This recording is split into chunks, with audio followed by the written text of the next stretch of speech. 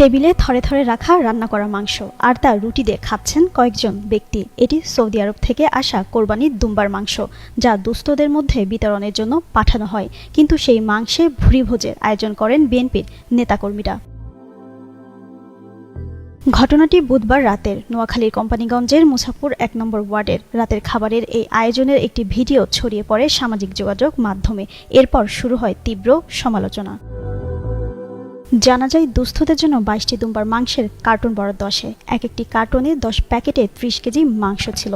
এর মধ্য থেকে একটি কার্টুন বা ৩০ কেজি মাংস উপজেলা বিএনপির সাবেক আহ্বায়ক নুরুল আলম শিকদার তার নিজ এলাকা মধ্য মুছাপুর ইসলামী সমাজ কল্যাণ পরিষদের নামে নিজে স্বাক্ষর করে নিয়ে যান।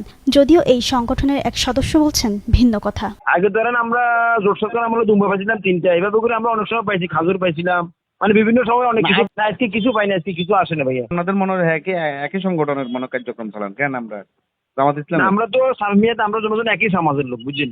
উনি তো করে বিএনপি, আর আপনারা তো মনে হয় জামাতের সাথে সম্পৃক্ত।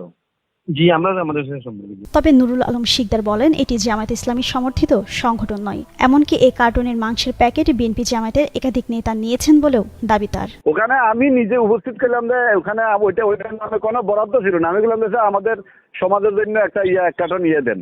তো দিবার পরে আমার ওই কার্টন থেকে আমাদের লিটনে 1 প্যাকেট নিচ্ছে, বুঝছেন?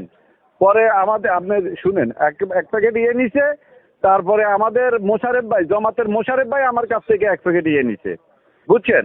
পরে আমি আসি এখানে, এটারে খুলি। আমি আমার নিজের জন্য 2 প্যাকেট দিছিল, বুঝছেন? ওখানে আমার নিজের জন্য 2 প্যাকেট দিছিল। পরে আমি 1 প্যাকেট দিছি, বাকি 2 প্যাকেট না 3 প্যাকেট আছে। এগুলো আমি আমাদের ওই যে সমাজ কল্যাণের এগুলো যে অফিসের দোয়ানে আছে, আমি সমাধি এগুলো বললাম যে তোরা এগুলো রান্ধি, ব্যাগে খা, রুটি পরোটা আনতে যাটা লাগে ব্যাগ খাই দিমু। এদিকে উপজেলা নির্বাহী কর্মকর্তা বলছেন, এ বিষয়ে খোঁজ নিয়ে ব্যবস্থা নেওয়া হবে। আমাদের আইনশৃঙ্খলা কমিটির মিটিং উনি আসছিলেন, জি। তখন বললেন যে মুসাপুরে ওনার একটা আছে, প্রতিষ্ঠান আছে, যেটা এতিমখানা বা ওইটা উনি দায়িত্বে আছেন, জি। অ্যাডভাইজার বা উপদেশ এরকম কিছু বলে না, যে আমাদের এলাকার একটা আছে, আমি দায়িত্বে আছি, তো ওইখানে আমি একটা প্যাকেট দিব এরকম বলছে। তো ওই হিসেবে ওনাকে দেওয়া হয়েছে। উনি যেহেতু একটা মানে একটা দলের দায়িত্বশীল জায়গায় আছেন জি।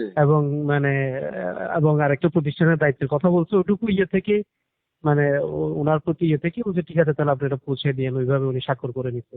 জিনাত আরা ঋতু, যুগান্ত নিউজ।